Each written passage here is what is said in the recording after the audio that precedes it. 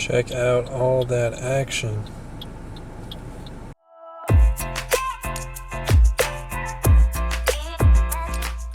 What's going on, guys? Welcome back to my channel. My name is Matthew and I put my time and money on the line so that you don't have to. Trying new ways to make, manage, and grow your money. Today, we're gonna be doing some door dashing. I've been door dashing for about a year now, I would say, on and off. And in this video, I'm gonna tell you guys exactly 5 tips on how I became a more efficient door dasher and how I was able to average about $18 to up to $25 an hour door dashing. Every one of these tips is gonna be crucial. Some of them are more basic, but other ones are more advanced. So make sure you watch this entire video if you're interested in making up to $25 an hour just driving around and giving food out. So if you don't already know, DoorDash is a service where you act as a food runner between the restaurant and the customer, and you get paid for that. When there's times of high demand, like right now, especially with quarantine and everything, DoorDash will actually pay you a bonus. So that's what we're hoping to capitalize on today, and at the same time, like before, help out some small businesses. Now, I won't be recording my actual delivery of the food because, you know, if I saw my DoorDasher walking up to me with a camera in his hand pointing at me, I'd be getting some weird vibes, and we're all about that 5-star service. But I will be showing you guys all the orders I get. I'll be showing you my subtotal at the end of this video, how much money I end up making today. So this is actually what the interface looks like. As you can see, we have a ton of bonuses going on right now. I'm currently right here with the $6.50 bonus. Not a ton of action, but that's actually one of my first tips, how to get more action. What?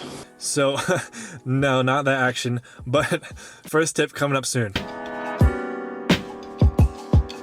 All right, so I'm feeling kind of generous right now. I'm just gonna give you guys what I think is my #1 tip on how to DoorDash more efficiently and get more money per hour from DoorDash. That is, go to hotspots before you start your dash. So don't start dash from your house. You know that little button? Don't click that when you're in your driveway.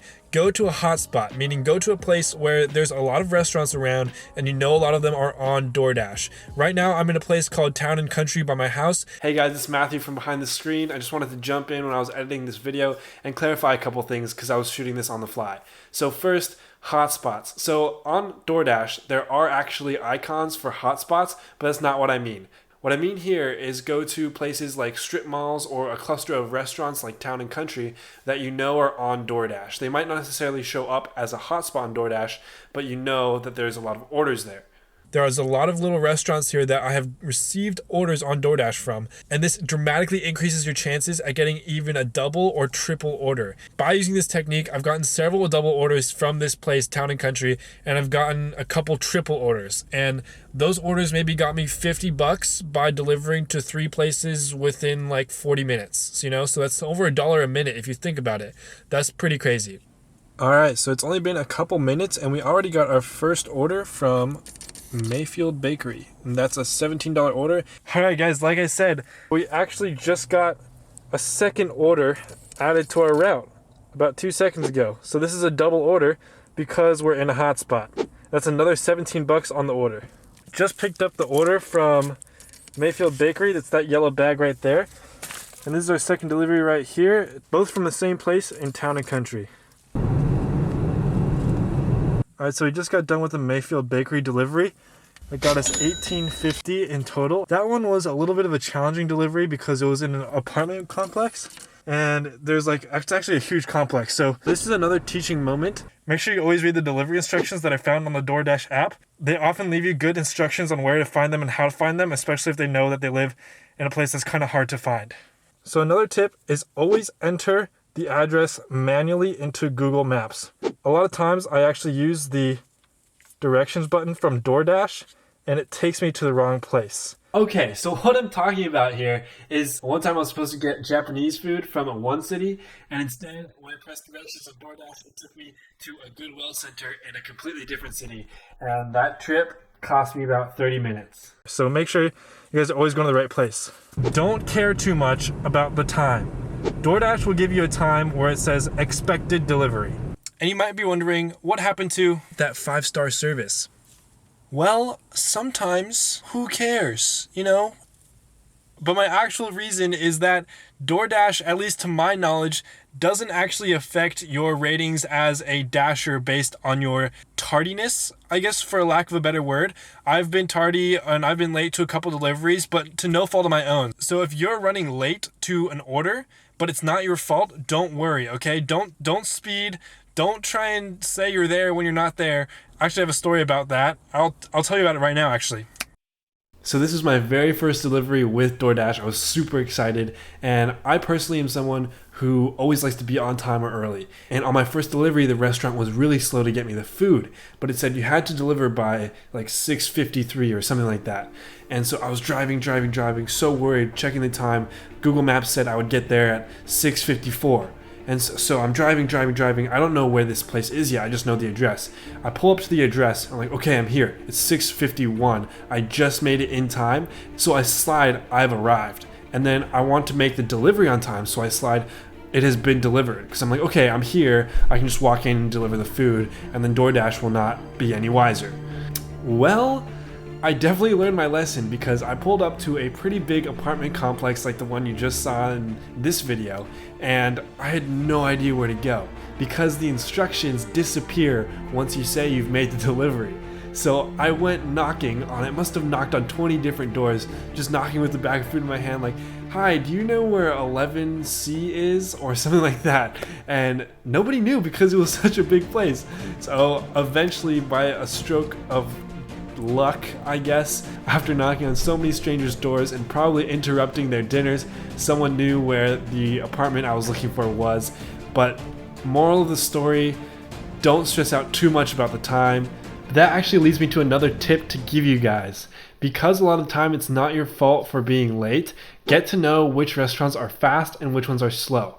Not only will this improve your efficiency on your runs so you're not stuck waiting at a restaurant, but it'll also improve your ratings as a dasher because you're less likely to have a late delivery. Even if it's not your fault, the customer might blame you for it. And finally, it'll just make you less stressed if you're someone like me who had a really hard time letting go of following that timestamp that DoorDash gives you. All right, now let's cover that last delivery.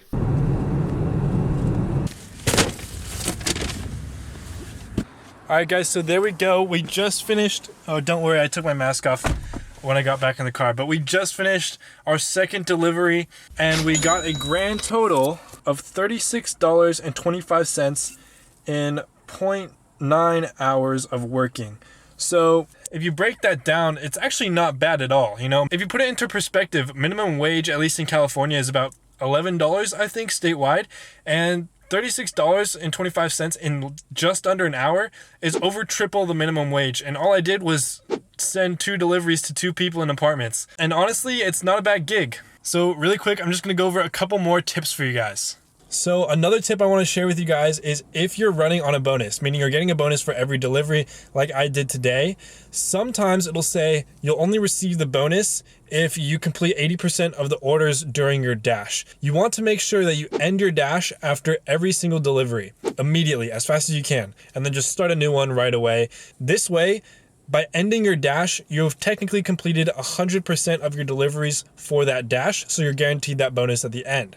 But if you don't end your dash and you get a dash that's really far away, super inconvenient, then you kind of have to accept it unless you want to accept 3 other dashes to make up for that 80%. And that's free quick maths. Finally, tip number 7 here, guys, the last tip. Be selective with when you go dashing. As you can see in this video, I went out when there was a big $6.50 bonus on every delivery. So that's huge. If there's not a decent bonus or if it's not that busy, don't go dashing. Spend your time somewhere else.